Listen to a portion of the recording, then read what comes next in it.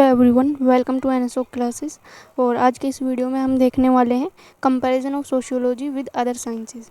इससे पहले की वीडियो में हमने modernity and emergence of sociology और उसके बाद स्कोप ऑफ सोशियोलॉजी देखा हुआ है कि स्कोप क्या है सोशियोलॉजी का, हम सोशियोलॉजी में क्या क्या पढ़ते हैं। अब इस वीडियो में हम जानेंगे कि कंपेरिजन करेंगे हम सोशियोलॉजी का विद अदर सब्जेक्ट्स। एक्चुअली क्या होता है ना, जब आप कोई भी नया सब्जेक्ट इन्वेंट करते हो तो आपको बताना पड़ता है कि ये अभी तक जो सब्जेक्ट एग्जिस्ट कर रहे हैं उनमें इतना डीप में हम नहीं समझा सकते हैं जितना इस सब्जेक्ट में। मतलब आपको अपनी एक जगह बनानी पड़ेगी और उसके लिए आपको कंपेयर करना पड़ेगा अदर सब्जेक्ट के साथ कि ठीक है तुम्हारा काम ये है तो तुम ये करो, बट मेरा काम डिफरेंट है and what ever I am doing it is needed by society. Okay, सबसे पहले हम कंपैरिजन देखेंगे इसमें सोशियोलॉजी का इकोनॉमिक्स के साथ। तो इकोनॉमिक्स क्या है, एवरीवन नोज़ कि हम इकोनॉमी क्या बात करते हैं। हम इकोनॉमी में बात करते हैं जीडीपी की बात करते हैं, ठीक है। जीडीपी की बात कैसे करते हैं कि हम रिसोर्सेज की बात करते हैं कि कितने रिसोर्सेज हमारे पास, बजट की बात हम करते हैं इकोनॉमिक्स में कि क्या हमने लिया है, क्या दिया है। तो सिंपल सी बात है कि study of wealth and economics activities is economy, right. तो सबसे पहले हम देखेंगे कि हमने ना इन दोनों के बीच में डिफरेंशिएट करना पड़ेगा। उसके बाद हम इन दोनों को सीखेंगे कि किस तरह से सोशियोलॉजी इकोनॉमिक के पर्सपेक्टिव को भी कवर करता है। एक्चुअली क्या था ना, जब सोशियोलॉजी बन रही थी तो जो स्कॉलर्स थे या फिलोसफर थे उस टाइम पे, वो ये चाहते थे कि सोशियोलॉजी एक ऐसा सब्जेक्ट बने जो हर चीज़ को कवर कर सके। यानी कि इकोनॉमिक्स को, हिस्ट्री को, पॉलिटी को, हर चीज़ का एस्पेक्ट सोशियोलॉजी में होना चाहिए। यानी कि वो क्रिएट करना चाह रहे हैं like panacea for all diseases in the world, right. But it is not impossible right now, and but after sociology we can't say that it is impossible, क्योंकि हमें ये देखना पड़ेगा सोशियोलॉजी एक बहुत ब्रॉडर सब्जेक्ट है और ये हर चीज़ को कवर भी करता है। अब देखिए, पहले हम चलते हैं फिर डिफरेंशिएशन पे कि सोशियोलॉजी और इकोनॉमिक्स में डिफरेंशिएशन क्या है। First is study of society and social relationship. ये क्या है, सोशियोलॉजी क्या पढ़ता है, सोसाइटी को पढ़ेगा, सोशल रिलेशनशिप क्या है लोगों के उनको पढ़ेगा, बिहेवियर पढ़ेगा, ठीक है। और इसी के लिए है इमाइल डर्कहाइम की थ्योरी है सोशल फैक्ट की, कि सोशल फैक्ट्स क्या होते हैं। एक्चुअली जो सोसाइटी में ऐसे कुछ चीज़ें होती हैं जिनको सोसाइटी बिलीव करती है, more than 50% member of the society believe on that, okay this is the thing. तो वो क्या बनता है, वो सोशल फैक्ट बन जाता है कि आप उस चीज़ को फिर नकार नहीं सकते कि ठीक है ये सोसाइटी ने मान ले, it is social fact. Such as arrange marriage in our society, in specially in Indian society and Asian society, arrange marriage is social fact. But अगर आप देखेंगे लव मैरिज तो वो सोशल फैक्ट नहीं है। लव मैरिज को आप छोड़ दीजिए, अभी थोड़ा सा ट्रेंड बढ़ गया है, but you can see intercaste marriage, right. Intercaste marriage अभी तक भी एक सोशल फैक्ट नहीं बन पाया है इंडिया में। क्यों? क्योंकि लोग इस चीज़ को एक्सेप्ट नहीं करते हैं। यहाँ पे बहुत सारी प्रॉब्लम्स आप देखेंगे इंटरकास्ट मैरिज से related. There is Khap panchayat, right. उनका बहुत बड़ा इशू रहता है कि वो लोगों को मार देते हैं, ऑनर किलिंग हो जाती है इसके ऊपर। तो वो इंडियन सोसाइटी में सोशल फैक्ट है ही नहीं। तो इंडियन सोसाइटी में सोशल फैक्ट क्या है, अरेंज मैरिज। क्यों? क्योंकि ज़्यादा से ज़्यादा लोग सोसाइटी के उसी को बिलीव करें कि ठीक है ये सिस्टम होना चाहिए एंड वी बिलीव दिस। तो वही होता है सोशल फैक्ट। बाकी का हम इसको डीप में देखेंगे जब हम थिंकर का चैप्टर कवर करेंगे। अभी के लिए आप एग्जांपल डाल दीजिए कि study of society and social relationship, email Durkheim का आप एग्जांपल डालेंगे सोशल फैक्ट करके, राइट।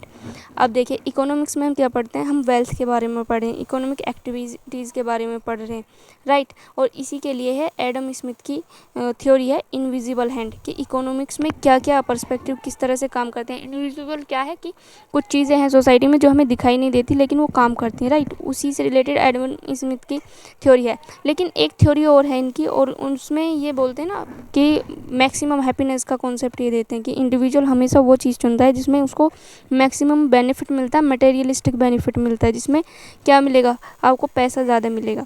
सपोज़ आपको अगर जॉब करनी है तो आप कौन सी जॉब करोगे, जिसमें आपको 10,000 रुपये मिले या 1,00,000 रुपये मिले।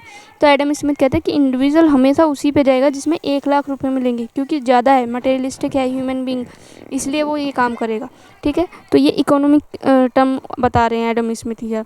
Now second point is social institution. Sociology क्या पढ़ता है, सोशल इंस्टीट्यूशन एंड इंटरेक्शन, ठीक है। इंस्टीट्यूशन कौन कौन से, फैमिली है आपका, और सिविल सोसाइटीज़ हैं, प्रेशर ग्रुप्स हैं, और ये these are the institution institution the sociology study, right. और इसमें है एक मार्क्स वेबर की थ्योरी है सोशल एक्शन थ्योरी। अब सोशल एक्शन क्या है? जो एक्शन आप सोसाइटी को दिखाने के लिए सोसाइटी के प्रेशर में आके करते हो ना, उसको बोलते हैं सोशल एक्शन। यानी कि आपने अपना दिमाग लगाया ही नहीं, आपने मान लिया। अब सपोज़ करो यहाँ पे ना एक चीज़ मानते हैं हमारी सोसाइटी में, क्या चीज़ मानते हैं कि अगर बिल्ली रास्ता काट जाए तो अपशगुन मानते हैं, राइट। लेकिन हम जब बचपन से ये चीज़ सुनते हैं तो हमारे दिमाग में ये चीज़ बैठ जाती है कि ठीक है, हाँ, अगर हम सवाल नहीं करते उस पर तो हम मान लेते हैं ठीक है वो सोशल फैक्ट है, राइट। बट वो तो है ही नहीं, वो सोशल एक्शन है। हम क्यों करते हैं ऐसा? शादी हो रही है तो क्या कहीं कि शादी में इतना खर्च करना है, इतना खर्च करना है? नहीं, हर चीज़ को हमने बना दिया कि यहाँ पे ये वाली रस्म होगी। बहुत सारी रस्में हम करते हैं। क्यों करते हैं?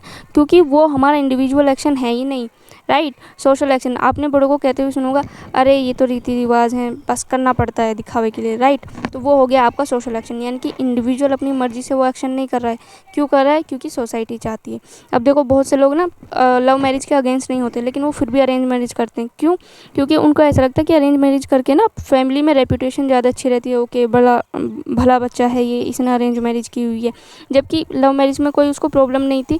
बट वो ऐसा क्यों कर रहा है? वो अरेंज मैरिज की तरफ क्यों जा रहा है? क्योंकि वो सोसाइटी को दिखाना चाह रहा है कि मैं कितना अच्छा इंसान हूँ। यानी कि उसने वो जो है ना इंडिविजुअल एक्शन नहीं किया, उसने किया सोशल एक्शन। और यही है मार्क्स वेबर की थ्योरी। बहुत सिंपल वे में मैं आपको कन्वे करके बता रही हूँ। जो चीज़ आप सोसाइटी को दिखाने के लिए, यानी कि सोसाइटी में अपना मान बढ़ाने के लिए करते हैं, वो होता है सोशल एक्शन, ठीक है। ये थ्योरी पूरी इसी के ऊपर दी हुई है। नाउ अगर आप देखेंगे इकोनॉमिक्स में, तो हम इकोनॉमिक्स में कोई ऐसी चीज़ पढ़ते नहीं, हम प्रोडक्शन के बारे में पढ़ते हैं। एग्रीकल्चर में कितना प्रोडक्शन हुआ साल में, वो डिस्ट्रीब्यूशन कैसे हुआ, किस जगह पे हुआ, कहाँ से कितना पैसा गया, किस जगह पे इंपोर्ट हुआ, किस जगह पे एक्सपोर्ट हुआ, राइट। कंजप्शन कितना हुआ हमारे देश में, हमारे देश के लोगों ने कितना खाया है, या हमारे बाहर जो गया हुआ है एक्सपोर्ट क्या है, वहाँ कौन कौन से देश में गया हुआ, ये चीज़ हम इकोनॉमिक्स में देखते हैं। और इसी में ना एल्फ्रेड मार्शल की थ्योरी है वेलफेयर इकोनॉमिक्स। बहुत ही सिंपल सी थ्योरी है कि वेलफेयर इकोनॉमिक्स के हम वेलफेयर कैसे कर सकते हैं लोगों का, राइट। उसमें इकोनॉमिक्स का क्या रोल हो सकता है? बहुत बड़ा रोल है। देखो पैसा होगा तो वेलफेयर हो सकता है, बिना पैसे के वेलफेयर भी नहीं हो सकता। यही थ्योरी है बस एल्फ्रेड मार्शल की, राइट। देन आफ्टर इसके अगर हम थर्ड पॉइंट देखेंगे तो सोशियोलॉजी क्या है? ये ब्रॉड स्टडी कर रहा है ऑफ सोसाइटी, यानी कि पूरी सोसाइटी को पढ़ रहा है। जैसे कि हमने इससे पहले भी बात की हुई है पॉजिटिविज्म की, कि वो चीज़ जो दिख रही है ना वो उसको पढ़ रहे हैं, और वो चाहते हैं कि हम पूरी सोसाइटी को एक साथ कवर कर लें और कुछ भी ना छूटे। हर चीज़ पढ़ने का उनको शौक चढ़ा हुआ है इस टाइम पे। लेकिन अगर हम इकोनॉमिक्स में जाएंगे ना, इसकी स्टडीज़ बहुत लिमिटेड है, बहुत लिमिटेड एक्टिविटीज़ हैं, क्योंकि वो सिर्फ इकोनॉमिक पे जा रहा है। वो मटेरियलिस्टिक थिंगों को दे रहा है, उसको सोसाइटी से कुछ लेना देना ऐसा खास है नहीं, वो मटेरियलिस्टिक पे जाएगा। ठीक है, मैंने 1 रुपये इन्वेस्ट किया और जो बाद में मुझे जो बचत हुई, उसकी सेविंग हुई, वो 50 रुपये की हो गई, राइट। एक से मैंने 50 रुपये बना दिए। इकोनॉमिक्स इतना ही पढ़ेगा। लेकिन सोशियोलॉजी क्या करेगा? इसके अंदर घुस जाएगा। वो 1 रुपये लगाया तो क्या इसका सोसाइटी पे क्या इम्पैक्ट हुआ, सोसाइटी पे नहीं, एक इंडिविजुअल पे क्या हुआ, फिर इंडिविजुअल के बाद इसकी फैमिली पे क्या इम्पैक्ट हुआ, वो सब कुछ पढ़ेगा। उसको जोश चढ़ा हुआ है कि मुझे कुछ छोड़ना ही नहीं है, भला ऐसी कोई चीज़ है दुनिया में जो मैं छोड़ दूँ। वो ये वाला एटीट्यूड लेके चलता है, right. Now fourth point is society group institution. ऐसे ही है वो, ये जो हमने भी ऊपर कवर किया हुआ है कि ये इंस्टीट्यूशन को पढ़ रहा है, सोसाइटी को पढ़ रहा है, ग्रुप्स को पढ़ रहा है, राइट। और उसी में इमाइल डर्कहाइम की थ्योरी एक और है डिवीज़न ऑफ लेबर। इस पर भी हमने कल बात की थी कि डिवीज़न ऑफ लेबर क्या है। यानी कि हमारी सोसाइटी में कितने सारे लोग हैं, डॉक्टर्स हैं, इंजीनियर्स हैं, राइट। तो वो क्यों हैं? क्या ऐसा नहीं हो सकता कि पूरी दुनिया में एक ही प्रोफेशन के लोग हो? नहीं हो सकता भाई, फिर दुनिया चलेगी कैसे? तो उसी को हम बोल रहे हैं कि ये जो डिफरेंट डिफरेंट चीज़ें हैं ना, इंजीनियर आ गए हैं, डॉक्टर आ गए हैं, आईएएस आ गए हैं, और बहुत सारे और भी प्रोफेशन है, तो वो डिवीज़न ऑफ लेबर हो गया है। तो वही थ्योरी है बस इमाइल डर्कहाइम की। और इसमें ना इमाइल डर्कहाइम बताते हैं एक्सप्लॉयटेशन के बारे में भी और बहुत सारी चीज़ें। ये हम पूरा डिटेल में कवर करेंगे अपने थिंकर के चैप्टर में। और इसी के उसमें अगर आप देखेंगे इकोनॉमिक्स में, तो ये बस इंडिविजुअल पे जा रहा है, फिर मार्केट पे जा रहा है, राइट। इंडिविजुअल ने क्या किया है, क्या नहीं किया है, इसका मार्केट में क्या चल रहा है, क्या नहीं चल रहा है, फिर क्या है, मार्केट कैसी चल रही है, राइट। इसमें आप एग्जांपल दे सकते हैं, आप शेयर मार्केट का भी दे सकते हैं। For example Adam Smith economics man, इनकी एक थ्योरी है एडम स्मिथ की इकोनॉमिक मैन, जिसमें हमने अभी बात की थी मटेरियलिज्म की भी, राइट। उस मटेरियलिज्म में individual always consider the things in which he will get more and more benefit. How benefit? Regarding the money, right. अगर एक इंडिविजुअल के पास 2 ऑफर्स हैं, एक 10,000 की नौकरी का, एक 1 लाख की का, तो वो हमेशा 1 लाख पे जाएगा। यही एडम स्मिथ इसमें कह रहे हैं। Now this is the differentiation, और डिफरेंशिएशन इज़ वेरी इंपॉर्टेंट, क्योंकि आपको समझना पड़ेगा these are 2 different disciplines, right? Sociology and economics. But sociologist ने क्या किया कि they were trying to blend these two things and they were trying to say कि sociology is the broader term as compared to economics. Now we will see similarities between these, कि similarities क्या क्या हुई। तो सबसे पहले अगर हम देखेंगे तो इकोनॉमिक एक्टिविटीज़ और सोशल एक्टिविटीज़। कैसे? जो इकोनॉमिक एक्टिविटीज़ है ना वो सोशल एक्टिविटीज़ भी है, such as market functions through social relationship and trust. अब देखो, जो मार्केट काम कर रही है वो क्यों काम कर रही है? अगर सोसाइटी में सोशल रिलेशनशिप्स नहीं होंगे, ट्रस्ट नहीं होगा, तो सोसाइटी कोलैप्स कर जाएगी, कोई भी मार्केट भी फंक्शन नहीं करेगी। और उसमें एग्जांपल हम देते हैं मार्क्स वेबर का। और मार्क्स वेबर की एक थ्योरी है Protestant ethics and spirit of capitalism. देखो, इस थ्योरी को समझो, बहुत सिंपल थ्योरी है। इस थ्योरी में ना हम देखते हैं रिलीजन को। रिलीजन है क्रिश्चियनिटी, और क्रिश्चियनिटी में क्या है कि ये भी 2 पार्ट में डिवाइडेड है। और उसमें से जो एक पार्ट के लोग हैं ना, वो मानते हैं कि आप जितना पैसा कमाएंगे उसी के हिसाब से आपको मरने के बाद सज़ा मिलेगी। यानी कि if you have more money so you will get pleasure after your death, okay, and if you have less money so you will get hello after your death. तो क्या होगा कि लोग ज़्यादा से ज़्यादा पैसा कमाने में लग जाएंगे और ये पूरी सोसाइटी क्या बन जाएगी? मटेरियलिस्टिक सोसाइटी बन जाएगी। अब इसमें हम इकोनॉमिक्स एक्टिविटीज़ और सोशल एक्टिविटीज़ कैसे देख सकते हैं कि वो रिलीजन क्या है? रिलीजन एक सोशल फिनोमिना है, सोसाइटी है। सोसाइटी किसको मानती है? रिलीजन को मानती है। रिलीजन तो हो गया आपका एक सोशल फिनोमिना, लेकिन इसी रिलीजन की कुछ वैल्यूज़ हैं, मोरल्स हैं, उन्हीं की वजह से क्या कर रहे हैं लोग? ज़्यादा से ज़्यादा मटेरियलिस्टिक बन रहे हैं और पैसा कमा रहे हैं। तो वो पैसा कहाँ पर आ रहा है? वो आ रहा है आपका इकोनॉमिक्स में। यानी कि यहाँ पे ब्लेंड हो चुका है। जो अगर कोई इकोनॉमिक्स एक्टिविटीज़ है ना, तो वो सिंगल इकोनॉमिक्स नहीं है इन नेचर, कहीं ना कहीं वो सोशल भी है। तो इस हिसाब से क्या हुआ कि सोशियोलॉजिस्ट ने ट्राई किया कि हम दोनों चीज़ को कवर करें, यानी कि सोशियोलॉजी का जो पर्सपेक्टिव है वो ब्रॉडर है then economics. Now second point is economy influence social structure. Economy से सोशल स्ट्रक्चर इन्फ्लुएंस होता है, such as class formation, inequality arise from economics arrangement. अब देखो यहाँ पे कार्ल मार्क्स की एक थ्योरी है हिस्टोरिकल मटेरियलिज्म। हिस्टोरिकल मटेरियलिज्म में कुछ भी नहीं है, कार्ल मार्क्स पूरा हिस्ट्री के बारे में बताते हैं और वो कहते हैं कि हिस्ट्री जो हम देख रहे हैं ना, वो क्या है कि वो मटेरियलिज्म पर चलती है। जैसे जैसे वेल्थ बदल गई और वेल्थ रखने वाले बदल गए हिसाब से हिस्ट्री में, उसी की वजह से हिस्ट्री चेंज हुई है। अब देखो, इसमें ना सिंपल सी बात है कि इकोनॉमिक्स इन्फ्लुएंस सोशल स्ट्रक्चर। क्यों करती है सोशल स्ट्रक्चर को इन्फ्लुएंस?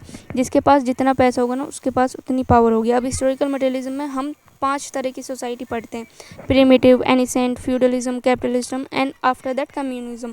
अब क्या होता है ना, वो सारी चीज़ें चलती हैं इकोनॉमिक्स के बेस पे, बट वहाँ पे ना सोशल फिनोमिनाज बहुत इंपॉर्टेंट रोल प्ले करते हैं कि सोसाइटी का स्ट्रक्चर कैसा है, उसी के हिसाब से इकोनॉमिक्स चलती है। तो उसके लिए हम यहाँ पे एग्जांपल देख सकते हैं कार्ल मार्क्स का historical materialism, and you will get more different idea about this historical materialism when we will cover this thinker chapter, right? Now the third point is social institutions shapes economic behavior such as family, religion, caste, education, influence, production, consumption. अब marks Weber की theory है social action theory. अभी हमने बात की कि social action क्या है, कि कोई भी इंसान है ना, कोई अगर एक्शन कर रहा है तो वो क्यों कर रहा है? जस्ट बिकॉज ही और she want to see this thing to the society, just show off, right? वो होगा आपका social action. For example, if you are preparing for IAS, is there only one reason? Is money? No, money is not the reason to become IAS officer, because you have seen there are lots of people who leave their jobs and if you see their salaries are 10 lakh 12 lakh, but still they leave their job and join civil services. Why? Because civil services has more prestige in our society, it has more respect, right? So this is the reason that social institution shapes economic behavior. In family, the person who earn more has more respect as compared to the person who has less money, so that person respected less as compared to the other person, right? This is the thing, and you will see this thing in joint family. जिसके पास जितना पैसा उसकी उतनी respect होगी। This is the thing that we need to understand, that nothing is isolated in this world, everything is correlated to each other, such as sociology and economics. Now the other part is division of labour has both economic and social consequences. अब division of labour, ये भी इसके पास भी economic consequences भी है और social consequences भी। It affect solidarity, cooperation and social integration. अब इमाइल डर्कहाइम की थ्योरी है फिर डिवीज़न ऑफ लेबर की थ्योरी। इसमें ये बताते हैं कि डिवीज़न ऑफ लेबर जो हो रहा है ना, वो प्योर इकोनॉमिक्स के उस पर नहीं हो रहा है। वहाँ पे सोसाइटी जिम्मेदार है कि अगर कोई डॉक्टर बनना है तो वो सिर्फ इसलिए नहीं बनना कि वहाँ पे बहुत पैसा है। Sometime there are values that people say that doctor is another form of God, right. तो कोई हो सकता है कि किसी के डॉक्टर बनने के पीछे यही रीज़न हो, ना कि पैसा हो, ठीक। And I have given some another example of IAS officer, you can write that as well, yeah. And other is poverty is both an economic and social phenomena. अब देखो पॉवर्टी जो है ना, हम लोग सोचते हैं कि इकोनॉमिक फिनोमिना है only, but no, poverty is also social phenomena. It involve depreciation, exclusion, inequality, Amartya Sen. Now you see, inequality is not economic problem, it is social problem as well. And when we have right, अगर आप example देखेंगे, एक women है और ये lower caste है, right, lower caste plus poor, how poor is economic term. So क्या होगा, इस वुमेन को ना डबल डिस्क्रिमिनेशन फेस करना पड़ेगा सोसाइटी में। यानी कि पॉवर्टी कोई भी इकोनॉमिक चीज़ नहीं है। जो ये वुमेन है ना, जो लोअर कास्ट की है, this women is also poor regarding the status in the society, right. So that is also a social phenomena. So poverty भी it just an example that poverty is both an economic and social phenomena, क्योंकि इसके पास deprivation भी है। deprivation is क्या है, lack of resources है। exclusion क्या है, that society sometime neglect to accept you। there is LGBT community in our society, we generally क्या करते हैं कि we exclude them from ourselves, right। so वो क्या है, that is also part of poverty and that is social phenomena, not solely economic phenomena। And Amartya Sen, आप example लिखेंगे अमर्त्य सेन का कैपेबिलिटी अप्रोच, कि किसके पास कितनी कैपेबिलिटी है उसी के हिसाब से तय होता है कि वो पर्सन पुअर है या नहीं। That can be social and that can be economical, right. So यहाँ पे भी एक ब्लेंड आ गया सोसाइटी में। उसके बाद है consumption is an socially influence. अब जो कंजप्शन होता है ना, वो सोशली इन्फ्लुएंस हो रहा है, ना कि इकोनॉमिक्स। और यहाँ पे हम एग्जांपल देखते हैं, सबसे बेहतरीन एग्जांपल होता है कौन स्पीसीज कंजप्शन। अब इसका क्या है, वो ये कौन सा कंजप्शन है, कौन स्पीसीज, ये वो कंजप्शन है जो हम सोसाइटी को दिखाने के लिए करते हैं, मतलब that we don't need that. Now example, car. Sometime it happens that we don't need car, right, क्योंकि कभी ज़रूरत नहीं पड़ी, but just to show off the society we buy this car। why? because we just want to see the community that we are rich, that is called conspicuous consumption। यानी कि हम जो चीज़ कंज्यूम करें just for to see the society, एक दिखावे के लिए, उसी को हम बोलते हैं conspicuous consumption, nothing else। sometime it happens that we don't need to take this thing, but we have to take just because we have to show this thing that we have a rich status, right, in the society। so that is called conspicuous consumption। और ये बहुत अच्छा example है, you can write in your answer writing। now see that people economics choice are shaped by status and culture। this is what I have told you, right। conspicuous consumption, you can write this term, it is very well known। Then development is not merely economic growth. अब development जो है ना, वो merely economic growth नहीं है, वो social wellbeing, education and health are equally important भी होता है डेवलपमेंट के लिए। अब क्या करते हैं हम, क्या करते हैं, इकोनॉमिक ग्रोथ देखते हैं, ये सिर्फ ग्रोथ है, you can't say this thing that this is development, because development हर चीज़ से होता है। आपकी एजुकेशन कैसी है, सोशल वेलबींग क्या है, सोशल वेलबींग से ट्रस्ट कितना है सोसाइटी में, right, how much society is safe for strangers and for the people those who are put up at there, right। and health care कैसी है वहाँ पे, equally important है ये सारी चीज़। अमर्त्य सेन की थ्योरी है development as freedom, means development is not solely related to economic term, growth is not only related to growth economic term, these all are covered under sociological phenomena, right। तो यहाँ पे भी हम ब्लेंड देख रहे हैं एक between sociology and economics. Now you have to write a conclusion and so you can conclude this thing with these lines that while economics studies wealth, sociology studies the social extent context in which wealth is produced, जिसमें कि wealth produce की जा रही है। then distribution and consume, यानी कि in economics you study just wealth, but this wealth how is distributed in the society, you will read this thing in society। Thus, sociology encompasses economics by examining its social foundation and impact. Next is economic can't be separated from society. This should be the conclusion point of your answer, that the economy can't be separated from society, therefore it falls within the scope of sociology. Means economics work as a part of sociology, it come under the sociology. Okay, so now you can have an idea that how much broader scope of sociology in itself. Now just come on the next subject of our lecture. First we have covered economics, now we will move to history.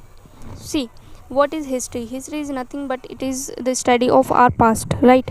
So studies past events and their developments, particularization. We generally study one part of the society, मतलब ये world है तो हम एक part की history पढ़ रहे हैं, sometime this, so there is particularization, right? Historical events are there, periods and personalities are there, so we just read this thing in our history. Sociology, as we have covered earlier, that society and social relationship.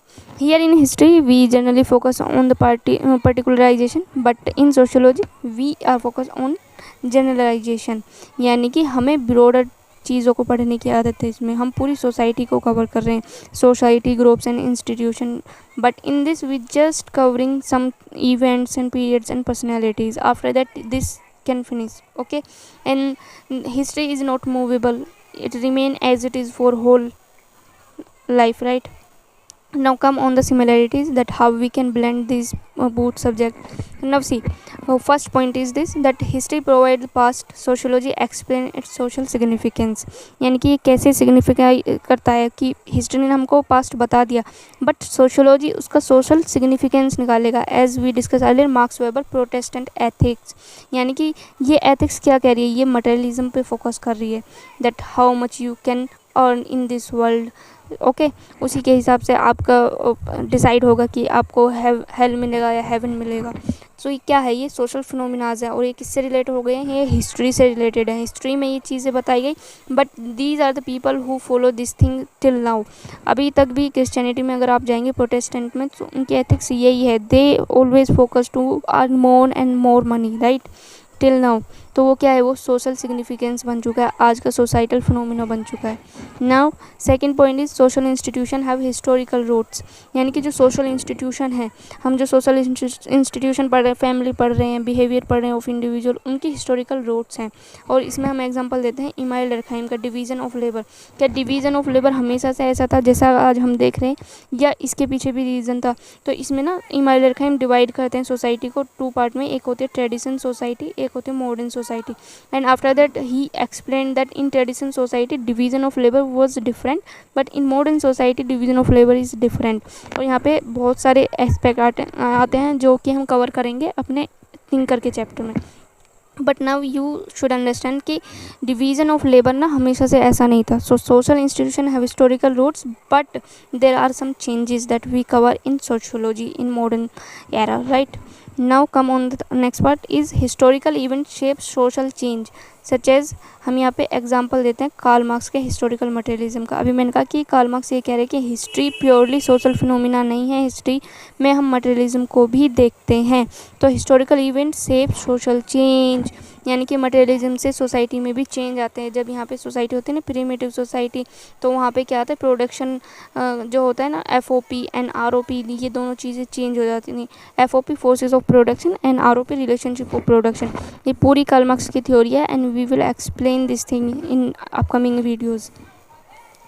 तो उसमें क्या होता है कि इसमें Karl Marx यही बता रहे कि history is not pure historical phenomena, it is historical events are there, but it social change depends on history and history depend on social change. These are interlinked to each other, we can't read them separately. Now sociology use historical data to understand society. अब देखो sociology की कोई भी theory है ना, वो data use करेगी, और वो डेटा कहाँ से आता है, वो हिस्ट्री से आता है. फॉर एग्जांपल, अगर आपको थीसिस बनानी है और कोई भी स्टडीज़ करनी है उन Johar Partha is there and Sati Partha is there. So how you will get data you will get from historical events only on.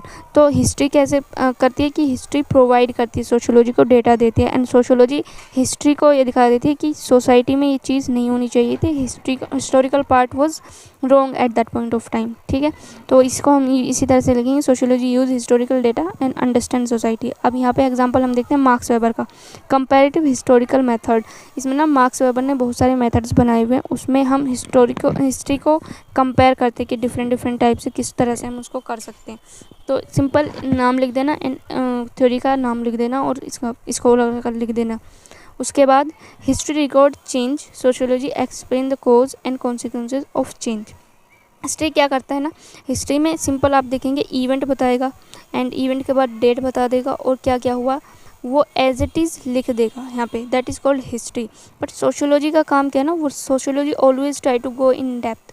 तो वो ये देखता है कि ये चीज़ जो ये why this happen and this should be happen और this shouldn't be happen at that point of time. तो वो क्या करता है, सोशियोलॉजी एक्सप्लेन करता है, पूरा कोज को डीप में जाके एक्सप्लेन करेगा कि क्यों हुआ एंड उसके बाद कॉन्सिक्वेंसेज ऑफ द चेंज क्या हुआ, चेंजेस आए तो उसके कॉन्सिक्वेंसेज क्यों हुए।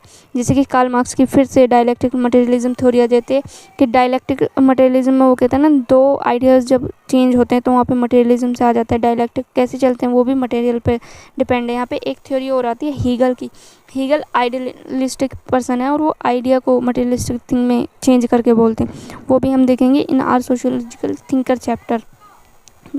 Now you just try to understand this कि you have to write these points in your answers as it is without adding more and more content, because this is enough content for your answer writing. Now many social problems have historical origin.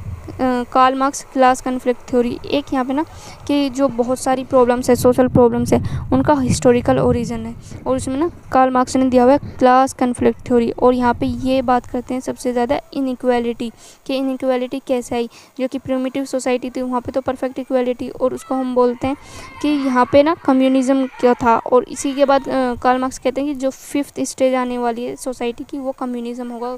कब आएगी वो, capitalism के बाद।